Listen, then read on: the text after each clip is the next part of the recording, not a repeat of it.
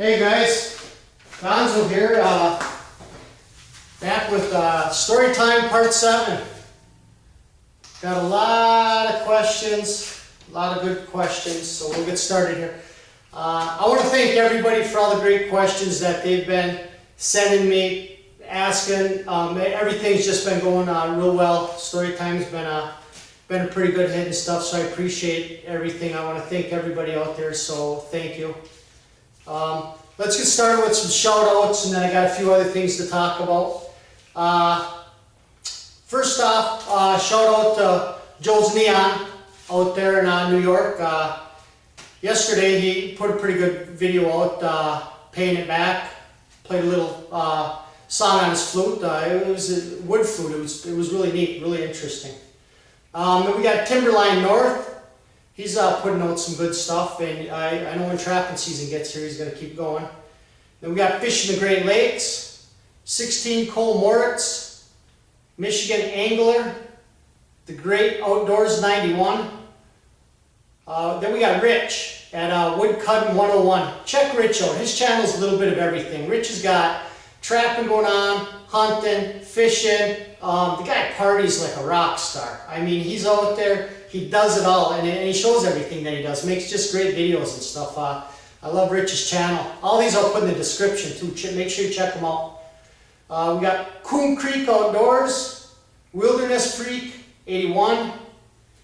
Then we got Dig Fossils and Knives. And then last but not least, we got Ben F. Ben, I apologize before when you sent me those lures.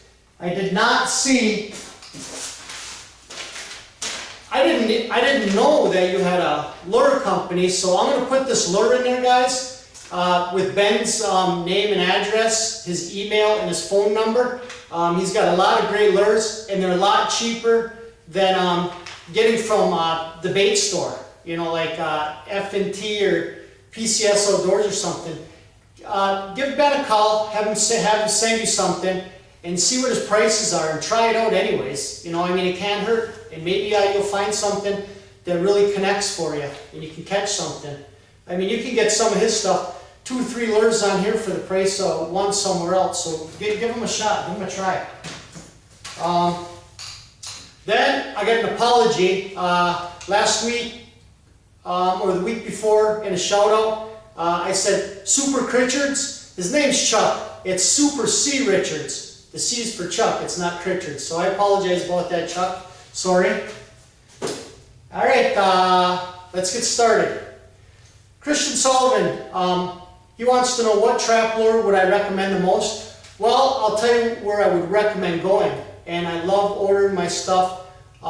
He doesn't wholesale anymore through companies, so you got to go directly through him.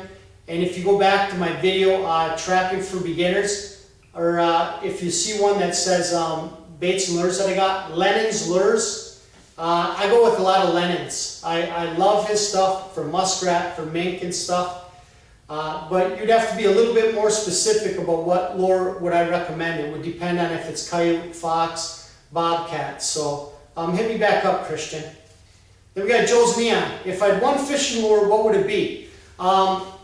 If it was a fishing lure, I would say it would be a Rapala, hands down. But my favorite bait of all times, and you guys have seen me in many videos, I trap my own minnows, or else I catch them on hook and line with a little piece of rubber, or maybe some night crawlers or something. And the bigger chubs I get, the better. I mean, if I can get a 6, 7, 8-inch chub, I mean a 9-inch chub is awesome. I got a little story at the end to tell you about this past Sunday when me and my son went fishing with great big chubs. Oh, man, was it a good day. Then we got Viper, VAC 0002. Do I have woodcocks around here?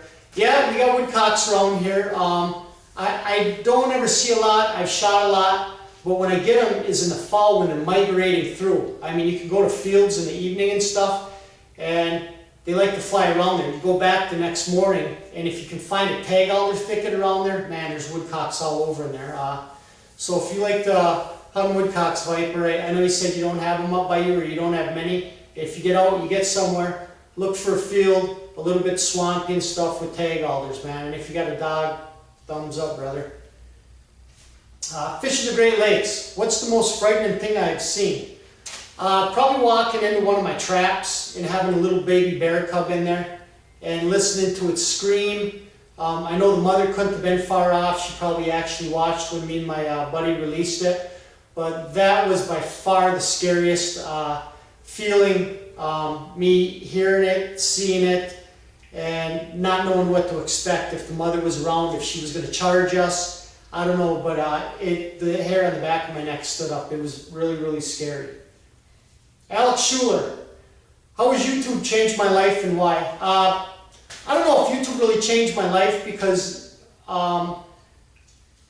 it's taken a lot of my time up. But all the great people, my subscribers, as yourself and everybody else out there, I mean, I want to thank you guys a million times over.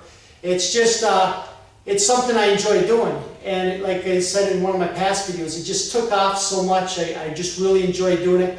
And it gives me the oomph to just go and make another video. But, you know, like the boss of the swamp said the other day, it's not the quantity, how many videos you can put out, it's the quality. And I don't consider my videos great. I mean, it's just, I do what I do. I don't do any editing. As you guys notice, if I could put a lot better videos together, but I don't know how to do that stuff. I'm computer stupid, illiterate. I just do what I do, I guess. So I really don't know how to answer that question. Has it changed my life? It has. It's just a good thing. It's just something I enjoy doing. It keeps me out of the bar, I guess. It keeps me really busy and stuff. So great question. The Gamer Freak 45. Have I ever had a big fish eat my lure in one bite? Yeah, I've had them just big muskies and pike come up and just engulf the lure and it's gone. I've learned to use leaders and stuff now, and I'm going to get to that at the end of this video. I'm going to tell you why. But one time when I was spearing, I had a 40-inch pike in the hole, 6 feet of water, and I jigged that thing up, and the fish stood straight up and down like that, and I had a 9-inch sucker minnow, not a sucker minnow, but a sucker decoy, and that fish come right up and opened his mouth up and ate the whole decoy. All I could do was pull it up out of its mouth, and the fish came up and planed right out, took my whole hole up, and my buddy put one spear in it and messed the whole thing up. But yes, I have many times. Common Sense Outdoors. With my love for baseball and Little League, have I ever did any coaching? Yeah, I did. I coached my son's 6th grade basketball team. I was asked to help coach his Little League team, but there was already 4 or 5 other coaches on there that were parents and stuff, and I figured in my best interest I'd be better off just watching the game because I don't want to get into politics and everything else with these other guys. And it was good at times and it was horrible because the coaches like to pitch their own kid or play him at shortstop or catcher, and it ruins a team. It doesn't help. If I was a coach, I'd want to put the players where they should be playing to make the team that much better. So, yes, 6th grade basketball, and hopefully maybe I'll get to do a little bit more coaching here soon. Backyard meat. Do I ever drink micro-brews? Absolutely. I don't know if you've ever heard of the Keweenaw Brewing Company, but this is out of up in Houghton, Hancock area, and this beer right here is called Widowmaker. It's a real dark beer and very tasty. There's another microbrewery that I go to up in Ashland, Wisconsin. It's called the Deepwater. Excellent food, excellent beer. I get great big tappers and stuff when I'm up there. And I mean, they got just unbelievable stuff. So if you ever have too much in your fridge, man, feel free to send me some. Appreciate it. The Real Big Dog. Last video he wanted me to tell my best joke. Well, I'm horrible with jokes, but I'm going to try. I learned one, and I've been telling myself 2, 3, 4 times a day, so here we go. There was this guy living in a small Wisconsin town. He got tired of the politics and the drama and everything, so he decided he was going to sell everything that he had. He was going to move up into the mountains and make a living there. So he took off and moved out to Colorado, built himself a beautiful little cabin on top of a mountain, and he'd been living there off the land, the lakes, the water, trapping, everything for 2 months. Never seen a soul in sight. All of a sudden one night he's sitting at the table eating dinner, and he hears a knock on the door. So he gets up, he answers the door, and here's this big burly lumberjack, big beard and stuff. And he says, what can I do for you? The guy says, my name's Mountain Man Jack. I live on the next mountain over. He goes, I was wondering if you'd like to come to a party of mine next Saturday. He says, sure, I haven't seen anybody in 2 months. I think I'd really enjoy that. Mountain Man Jack says, I want to warn you, there might be some drinking. And Big D says, I haven't had any alcohol in a couple months. He goes, I think I could use a couple beers. And Mountain Man Jack says, I want to warn you, there might be some fighting going on. Well, Big D says, you know, I'm not that aggressive, you know, and I really don't care to fight, so if there is, I'm just going to stand back and watch. Mountain Man Jack says, I want to warn you one last thing. There may be a little sex going on. And Big D says, well, I could handle that, you know, I haven't had a piece of tail in over 2 months now. He goes, so that sounds good. So Mountain Man Jack turns around and goes to leave, and Big D says, excuse me, Mountain Man Jack. He says, what should I wear, casual or formal? Mountain Man Jack turns around, looks at him, and goes, it doesn't matter, it's only going to be you and I anyways. I don't know if that was funny or not. Let me know if you got a laugh out of it. I kind of thought that was. Sorry, Big D. Fisherman Guy 44. Do I like bushcraft? I'm just getting into bushcraft and stuff. I love it. The more I know, the better I'm getting in stuff. I really like the flints, you know, the starting fires, the bird nests, the cod net you burn, you turn black into charcoal and stuff. So yeah, I'm really enjoying it. Have I ever been, and Fisherman Guy 44 wants to know, have I ever been attacked by a wild animal in the woods? I wouldn't say attacked, but I was after a woodchuck one time, and it was in a wood pile, and I was reaching in there after it, and I got bit right on the tip of my finger. So I guess I brought that upon myself, so I guess kind of. And the Fisherman Guy 44 also wants to know, what's the scariest thing I've ever had happen to me in the woods? I don't know. Maybe getting lost when I was a little kid and it was getting dark and stuff, but other than that, I can't think of anything offhand. Oh, I take that back. This was on a lake. We were winter beaver trapping, and when we made a hole, we'd throw snow in it after we set our traps underneath ice, throw pine boughs over the hole, and then bury it with snow so it wouldn't freeze in. Well, we leave, we come back a couple days later to check our traps, and in the meantime, it stormed, it snowed, it blowed, so you couldn't see where our traps were down there. So we're kicking around, we know we're close to the beaver house, and my buddy goes right down. I mean, under the water and up, and he comes up and he's trying to hold on to the ice. And I get on my hands and knees and I crawl over to grab him, and he's like, no, back up, back up. And it was pretty smooth how we did this. Apparently it happened to him before. He rolled right out of there, back onto the ice. That was scary. I mean, to see somebody go totally underwater, submerged, and come back up under the ice and stuff, it was just not a great feeling. Bass Fisherman 143. Have I ever gone frog spearing? Yeah, I started probably about 12 years ago. We started off spearing frogs, and we would lose just as many as we would catch, you know, with the little 3-prong and stuff. So what we started doing was, once we would find the frogs, we'd put a small flashlight in our mouth, we'd oar up to them. As long as you kept them on their eyes and their eyes were glowing, they're in a trance, we'd just grab them. We got 2 or 3 times as many frogs doing that as spearing, so. But it was fun. The Great Outdoors 91. Do I like trapping or hunting better? I can't answer that question because I love trapping and hunting. It doesn't matter what time of year. If it's fall time, I'm doing trapping and hunting at the same time. If I'm in the woods and I'm trapping, I've got a gun in the truck. If trapping season isn't here yet, I'm in the woods, I'm hunting. So both of them are right at the top of my list, along with fishing. Stephen Richardson. What's my connection with the woods? Just listening to the birds, the sounds of the woods. The woods is like home to me. I mean, when I'm not home here in my garage, I'm not out fishing, I'm in the woods. I'm hiking, I'm scouting new area, I'm looking for places to trap, I'm looking for places to hunt. I'm just looking what animals have done, where they've dug holes, you know, nests, birds. It doesn't matter, but my connection with the woods to me is home. I consider it my second home. I really do. Fishing for Life 98. What's my favorite fish to fish for? It depends on what time of year it is. Like springtime when trout season's open, I'm all about trout. And then May 15th, walleye, pike, and bass open up and stuff, or walleye and pike open up. And then I'm after them hard, and trout at the same time. But I would have to say either trout, muskie, and pike. Those are probably my top 3 fish to fish for. Aircraft 1. How do I find the time to watch and respond to every video so faithfully? Time.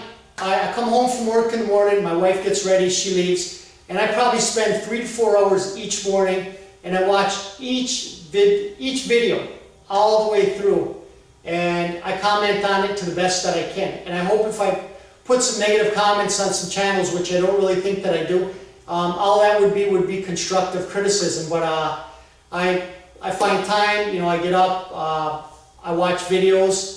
I make sure I watch everybody's because I believe that they watch mine, the ones that they comment. There are some videos that I don't watch. There are some guys that are gamers that are subscribed to my channels, and when they put a gaming video out, sorry fellas, I don't have time for the games and stuff. I'm all about the fishing, the hunting, the trapping, the bushcraft, the beer making, just other interesting things that I'm watching guys doing stuff. So nothing against you.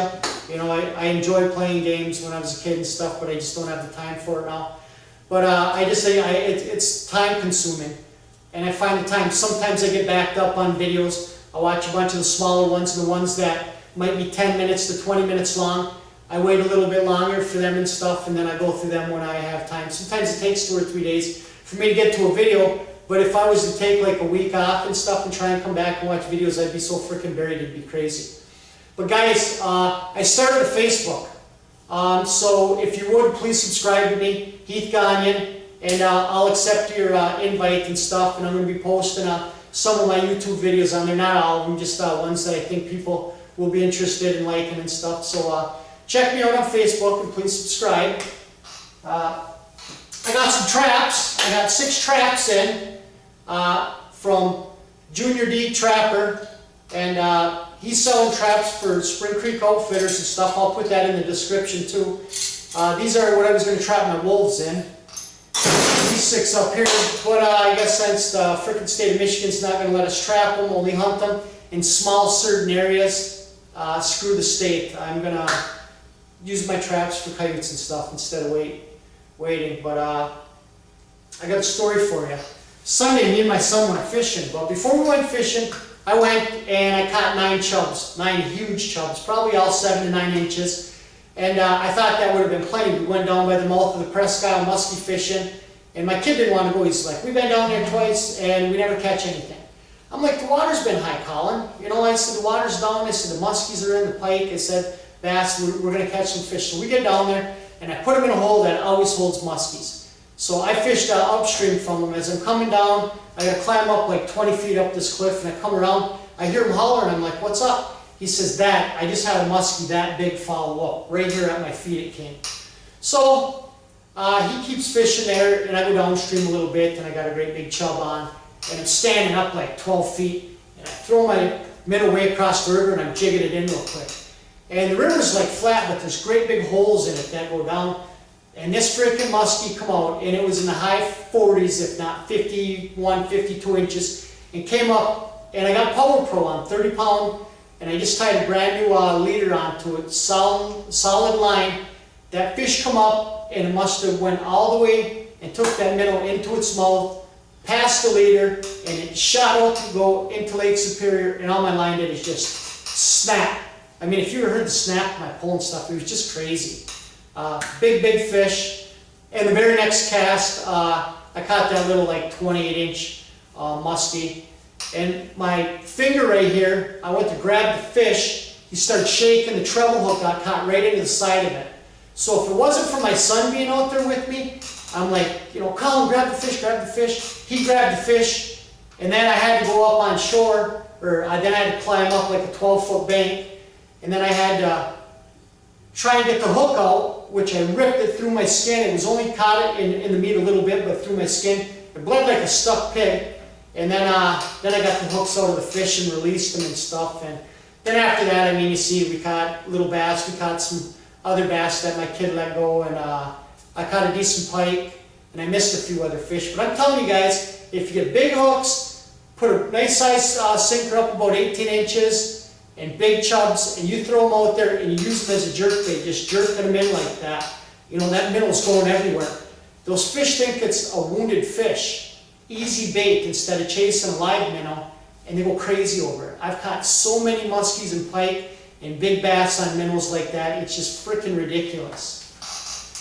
So, I'm not sure where we're at on the video. I've been talking a lot. I'm going to get a bear bait started next Monday. I'll put a video out on that. And I'm going to go check my game camera right now. Hopefully, I got a nice 8-pointer out there last week and a small buck. Hopefully I got something decent out there for my son to hunt on next month in the youth season and stuff. So until then, I think we're going to end this video and stuff, and I'm going to put all these names and stuff in the description. So if you guys like the joke, please let me know, because I'm a horrible joke teller. And until then, peace.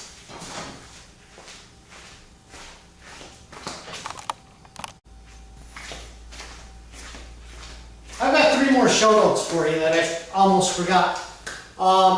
Old Time Carpenter, I love the comments, buddy. Common Sense Outdoors, John, excellent channel, everything that he does. He just put a great video up. It's about 20 minutes long. I got to get in there and watch that after I get back from my deer stand. And Tire Trucker for Life, peace fellas. Love the comments, everybody, thank you. Take care.